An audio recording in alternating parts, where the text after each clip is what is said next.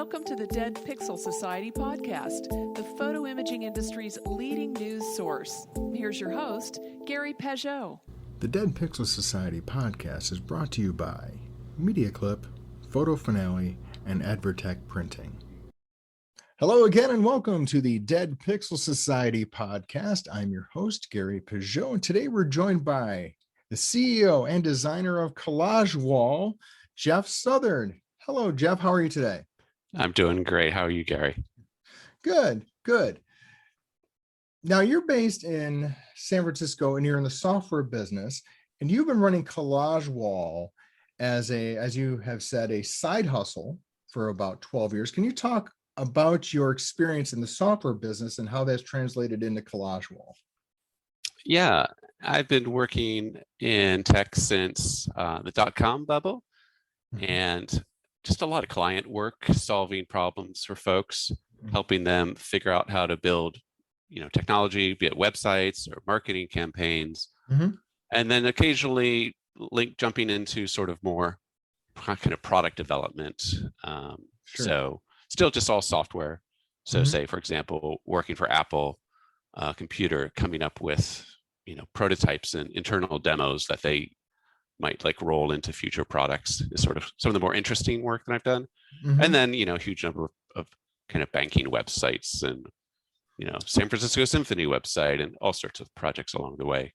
And then you get the idea for Collagewall. Were you always interested in photography? Yeah, I was basically the chief photographer of our family. So I, not just my own immediate family with my two kids, but before then, for my parents, my sisters and brothers, every year, for example, I would be the one who would pull together and make a family collage as a calendar.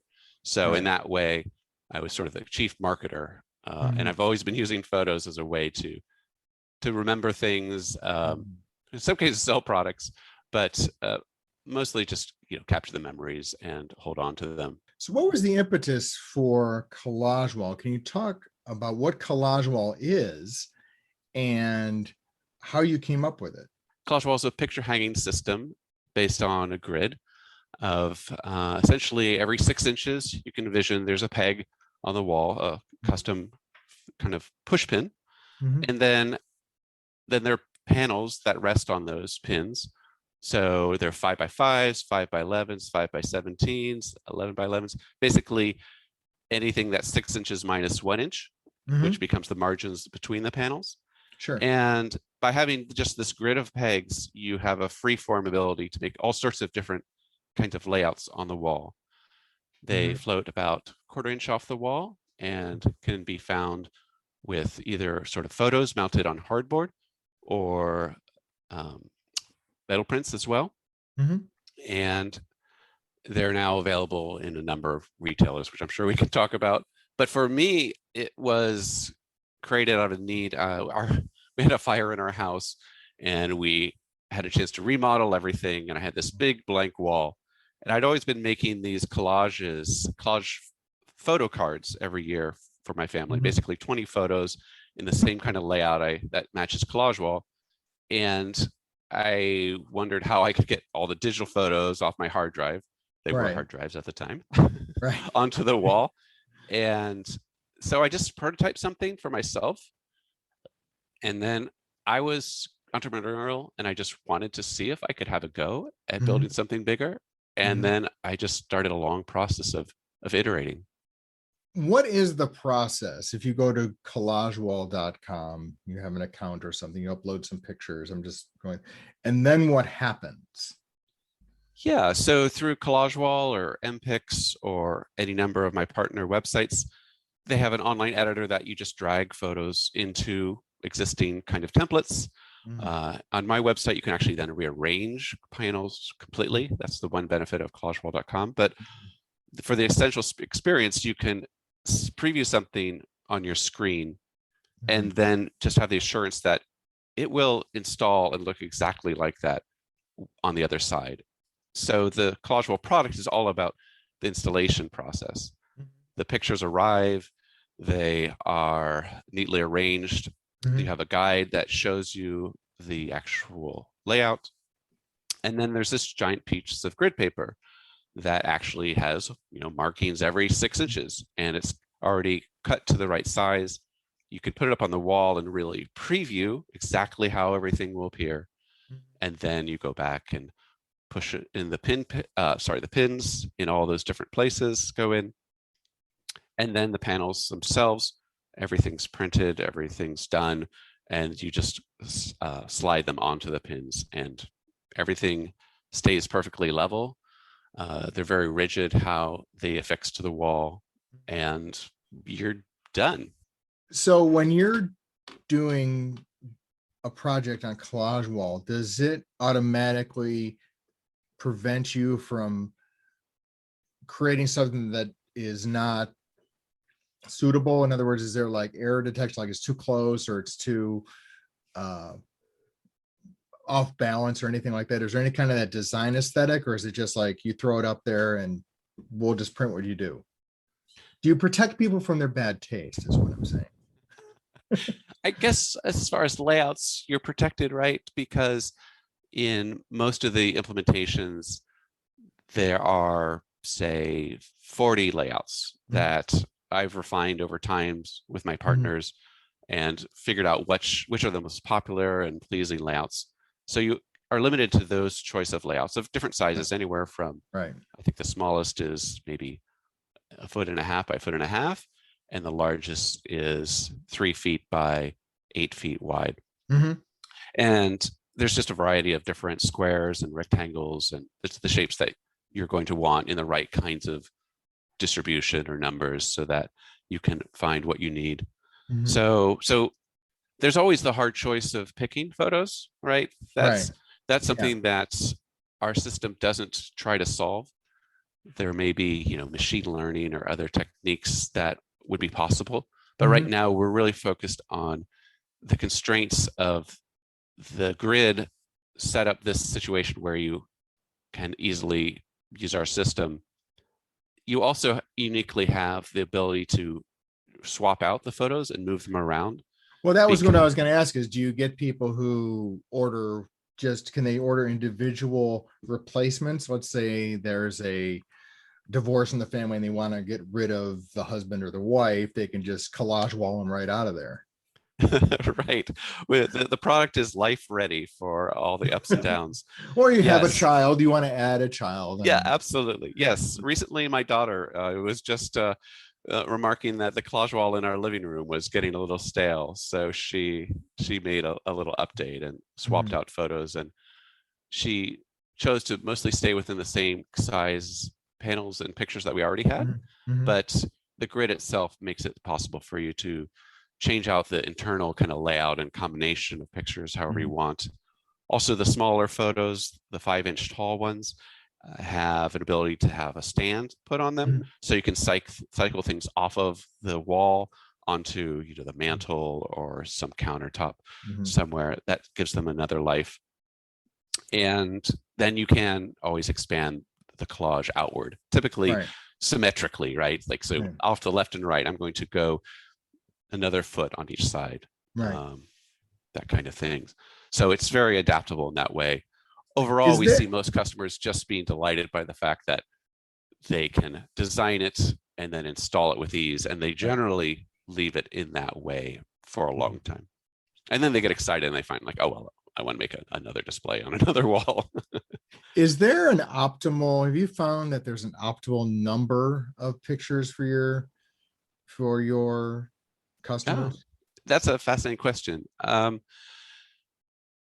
So the optimal number for you would be as many as possible, but in a selfish way. Well, no, it really depends on the space.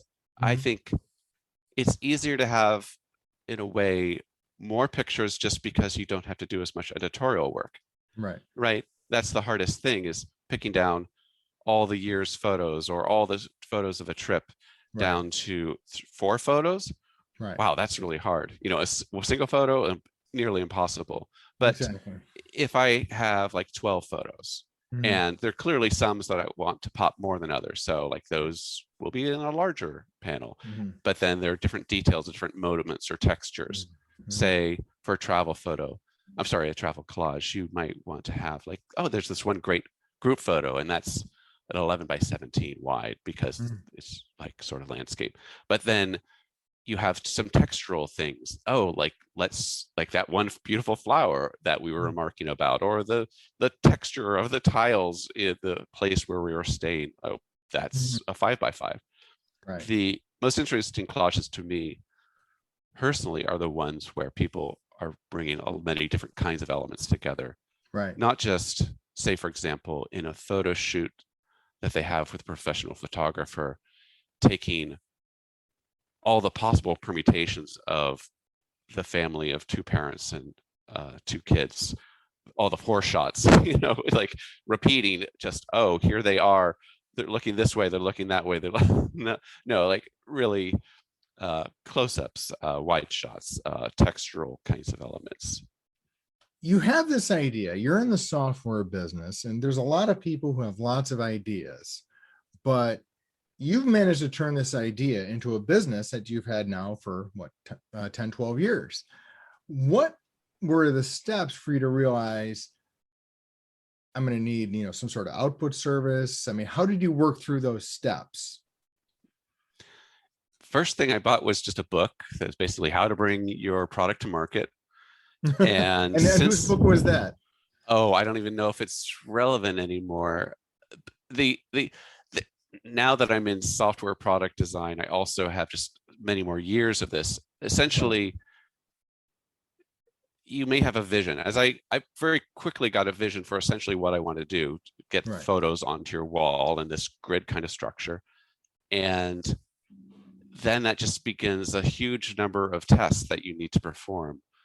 For me, the first test was, did my family like it? So I made on that wall I mentioned, I made a large collage, just hacking together things with hardware store parts. And I was a member of Tech Shop, which at the time was a maker space, and they had laser cutters, and I learned all about making custom frames, and I had a first prototype. And people liked it, it went well. As I mentioned, I was kind of excited to make some product that I could sell. So I just started the process of just going for it.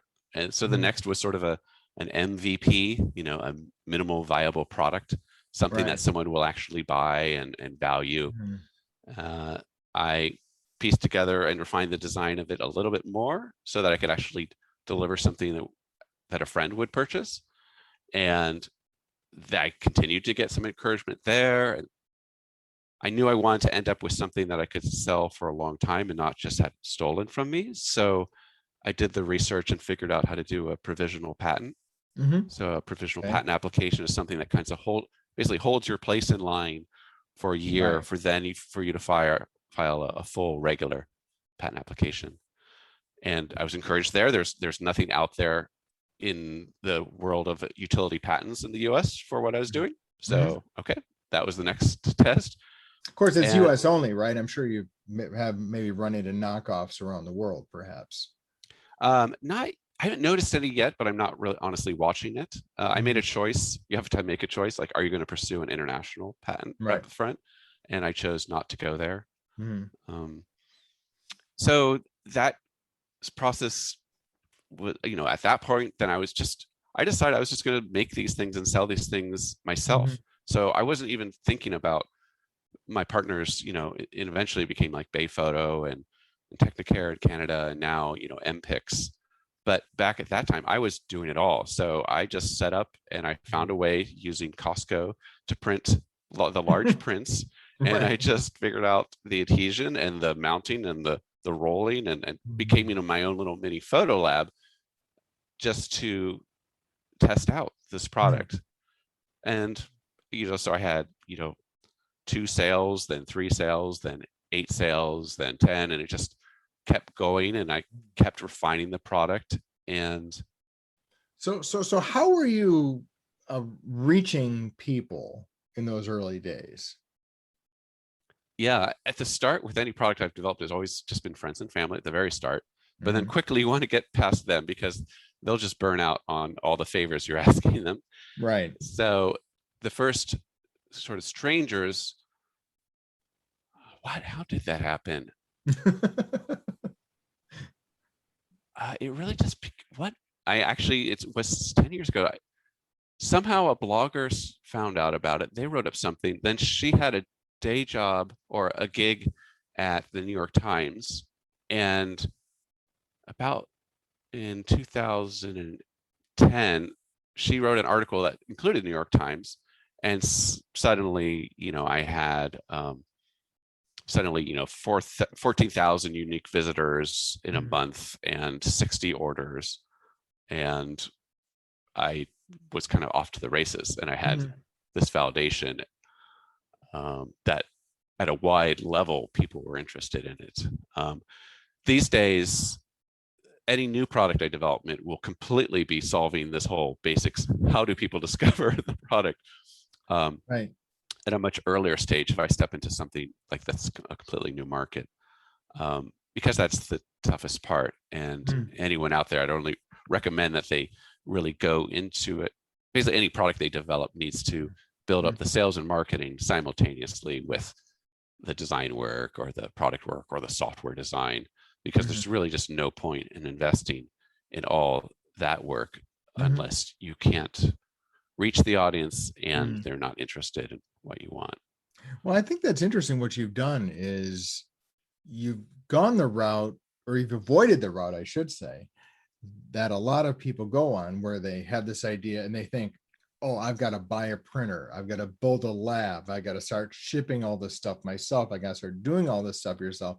And you've mostly focused on the part you do best and outsource the printing and whatnot to your partners. Yeah, that was the real innovation for me. It's my little business was let others do what they're good at and let me focus what I'm good at. So as you said, Bay Photo, Miller's, MPix, they have reached far beyond what I honestly want to spend my time, generating and figuring out. I am much more comfortable as a product designer. This is a one-person venture. I don't need to make huge amounts of money to pay myself a salary. So, yeah. The huge amounts of money are nice. Okay, yes, let's go there. Let's make that happen. I mean, obviously, this is a commercial venture, right? I mean, you're definitely want to expand it. And that's one of the things I wanted to talk about is you now have a partnership with Photo Finale, which, for full disclosure, is a sponsor of the Dead Pixel Society. And tell us a little bit about that partnership. Yeah, it's been a long, sort of slow rollout for Collagewall. Back in 2011, I hit the show. I collected a whole bunch of business cards. I bothered everyone at every booth, made all the connections, and that led to getting the names of people at Photo Finale, people at all the big labs, and that outreach just sort of sat there. At one point, I had some partners that wanted to do a Photo Finale integration. So maybe 5 years ago, we did just the integration of basically Collagewall being a product that you could order in Photo Finale. But out of the excitement of a lab, Dan's Camera, they really wanted to offer Collagewall, and they're close, collaborators with Photo Finale as one of their labs, and that just rekindled that relationship. And now we're doing it right. So you're going to see that Photo Finale is going to be promoting Collagewall displays as something that all their partners can order using their software.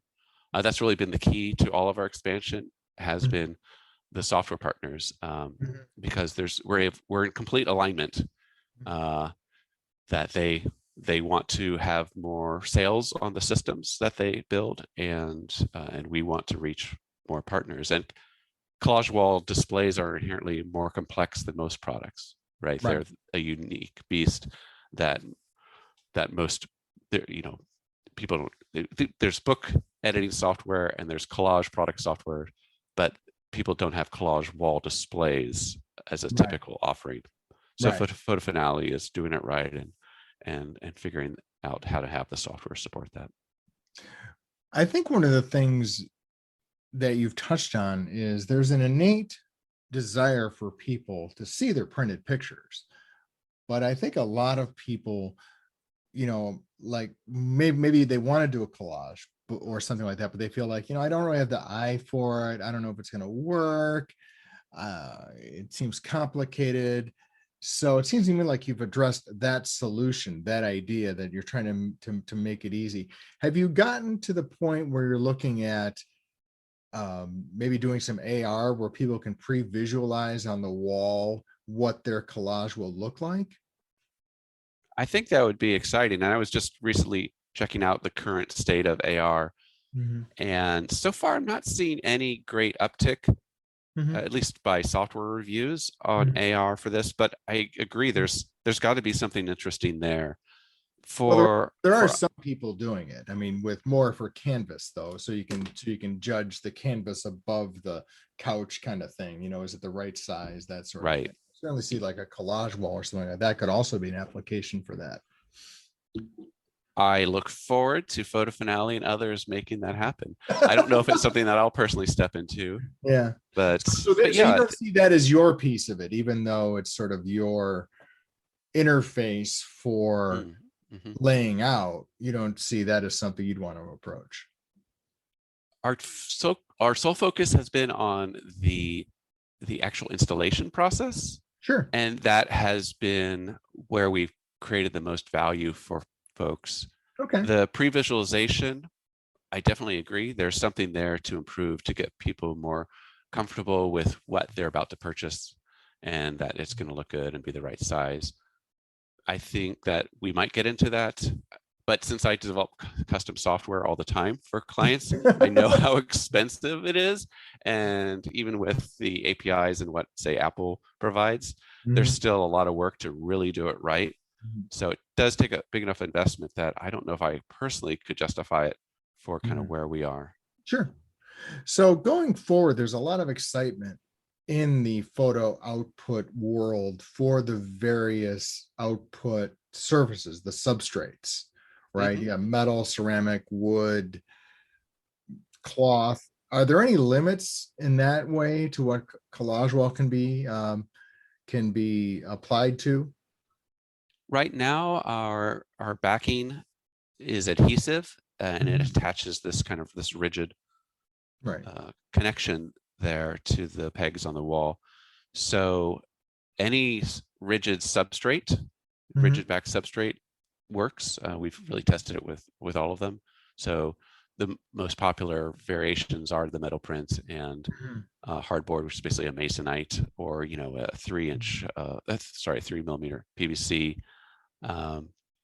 The system can support much heavier weights, so we don't have any partners offering wood, but our system would work on that. Right now, canvas is not really compatible with our current product, but we're playing around with ideas there. Yeah, I could see that where that would be a challenge. Yeah, through these, I have so many variations of this product, and grids that are like a 1-inch grid, like it has endless permutations, and canvas backings that work right on the wood frame, and oh my gosh, so many things I've generated and never brought to market. In the end, we're having the Collagewall in its geometry and how it works is just a sweet spot of enough things that it's not made sense to kind of go beyond it. But I look forward to those opportunities. I could see a 2x variation of Collagewall for canvas might be a very natural thing, and that might be something I jump into in the next year. Well, I appreciate your singular focus on the appeal of Collagewall, because I find that's one of the things that can derail some companies is sort of the feature creep or mission creep. Like we want the solution that will make a great collage, and then it turns into we want to be your entire home decorating solution. So I appreciate your attention to sort of your core business. Yeah, focus is one of the hardest things for any new product team to have. I felt that on many times. Or restraint, I guess, is the word I'm looking for. Yeah. But when it comes down to it, if you look at, say, those 30 different layouts, that our partners are offering, you'll find something that you like and works well. Right. And there you have a whole set of choices figured out. And then the choice is like, oh, well, 2 different kinds of panels, photographic prints on hardboard or metal prints. All right. That's about the right amount of choice. Don't even get me started on like all the permutations of possible finishes and texturings on prints or all the other things. I personally come at it with a perspective of the fewer choices, the better. That delves into the idea of storytelling as a business driver. Is photo uniquely suited for that? I could say that my best collage work always tells a story, and that might be calendars that I put together for my family, and just even making a choice of 4 photos on a calendar wall. For the wall displays, collages are a really interesting way to, at the very least, maybe not tell a story, but just have a sensible collection of things. Right. So say for an architecture firm to show all the different work that they do and then throw in a logo. That is a very approachable collage that any marketing person can pull together, and it can look really good.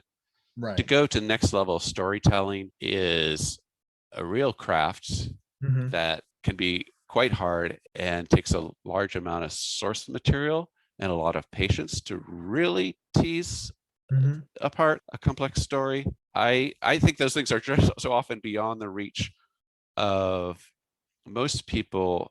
I mean, that's the art of film and professional graphic designers. Just even having some sensible ideas of just photos to put together in a collection. So as simple as all the photos on our all the flowers on our property, is a fine, excellent kind of collage. Or actually, a friend that we visit has a whole collection of farm animals. So I made for her this great collage of all the different animals and some of the wildflowers on the property. And it's probably one of the best collages I've made. It's interesting you said, just because, it gets into the challenge that the people who are in the photo book business run into, right? Because, you're trying to tell a story. In most cases, you don't want to have just random pictures scattered through a book. I mean, yes, you can do that. And I know people do that, but, I think the books that are valued the most by consumers are the ones that, tell a story of a wedding or a vacation or someone's life or a year in the life. And I've heard people describe like collages as, one look photo books, that sort of idea, which is great. But like you said, you have to have some sort of storytelling chops. Absolutely. It's very hard. That's again why in some occasions having a display option that lets you just throw a whole lot of photos up on a wall is delightful, and the story will just reveal itself. Some of my favorite customer collages are cases where people just fill a whole wall. It's kind of like the classic overwhelming kind of family photo wall, but it is just the raw essence of the whole collage together just says family, life, growing up. And that's the powerful stuff of life. So it works. And then other collages where people just pick, just very precise subject matter and just go for it. Like one of my favorite collages was this one guy in tech pulled together all these photos of old 1960s computer equipment with big red knobs and cool buttons, and just the industrial design of it was just stunning when you just make a collage of all those things in close-up displays. Going forward, what's next for Collagewall? More partnerships? More what? Definitely, we're hoping to expand this some more, because honestly, there are many more people that don't yet know about it. So expanding there. I'm playing around with a small version of Collagewall that works for a fridge, and I have some interest from partners on that. the product actually has many other permutations, but I'll just leave it at that. The fridge is the universal display device. Well, it yes, the fridge is probably the first place that people would use these new kind of magnetic blocks, but they actually could then be put anywhere. So, Jeff, what are the characteristics of a really great collage wall? For me, like with photo books, a good wall display comes down to the photo selection, which can be its own dance and complexity. Say, for a family photo wall or any kind of collage, you need to have the fairness about how much screen real estate, picture real estate is dedicated to each child, let's say, is a concern, and each parent and each person. And that's can be a complex puzzle. When I make collages for myself every year for that exact purpose, I actually have a format where I just lay out, okay, collect all the pictures of each child and rate them the best one. And then I just pull from those sets of photos and I drag them into the collage. So you have to be diplomatic with a good collage. I think there needs to be a lot of variety in photos, not just a whole bunch of, oh, I love these shots of the four of us together, let's just put all those together. Like, no, there needs to be obviously a lot of different variety of shots. So a group photo of 12 people, and then a shot of 2 people, but then a lot of shots of single people and close-ups, and so just variety. Is there a ratio? Let's say you're doing like because most people for design purposes would say you really don't want even, right? You want varying sizes and maybe an uneven number of things. Let's say you're doing 7 pictures in a collage, and would there be like one big one of the group and then an individual shot of some people, and then you need to have some focus. So say we have collages that have like really bold 11 by 11 panels in sort of a nice asymmetric adjacent, or I'm sorry, spread out from each other. That might be for your two kids, if you have 2 kids. Then we have other layouts that have like 3 kind of highlighted, and then the other photos just sort of work their way around that. So any wall display needs to have some anchor large images that give shape to it and give you some first glanceable thing that your eye is attracted to. Would there be a benefit to almost like a wizard type approach where you're saying, why are you making a collage wall? I'm making a collage wall to show off my family. How many people in your family? Absolutely. And then I would almost think you should walk people through it to that point. Yeah. And I've thought about developing that some more because I do live it every year personally. The first way to do that with any product is just start offering the service. So, $50 on collagewall.com, design service will help you out. I've had that unofficially available, and some folks have taken me up on it. And I haven't seen enough interest to go and spend more effort in automating that and figuring out the right steps or wizard, as you described. But there's definitely something there, because that really is the hardest part of any of these multi-picture projects is selecting the photos. At this point, everything else is relatively straightforward. Do you have any insight into how many people start a project and then bail? Oh, I'm embarrassed to say that I don't. As someone, I should know that one. Because in the photo book world, because you and I have talked a little bit of that, collage walls are kind of like photo books in some sense in terms of editing. The abandon rate's quite high. Yeah, I completely believe that. I was impressed by the FrameBridge website, where they do everything they can to walk you through the entire thing on one screen. Yeah, I think that's a good approach. But still, it's a big commitment. Yeah, I've had customers. Recently, I was helping a customer over the phone, and we actually got on a screen sharing sessions, so I could help her put together what ended up being 3 giant Collagewall displays with a total cost of $4,000. Well, I think that was worth your time. In the end, it was. But it's just, yeah, some people, well, she had all the photos and she had an existing wall and she scanned all the photos and she just knew, I need to redo this thing. I want to redo it. I like the look of this thing. Right. And she just took it on. But it's a project to do any of these things. And the more we can simplify it, the better. Well, thank you, Jeff, for your time. I appreciate your explaining Collagewall and sharing its history and what makes it special. Where can people go for more information, or if they're looking to become a partner?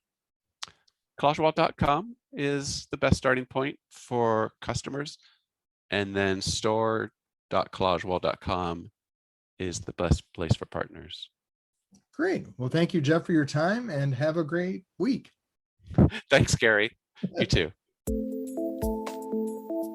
Thank you for listening to the Dead Pixel Society podcast. Read more great stories and sign up for the newsletter at www.thedeadpixelssociety.com.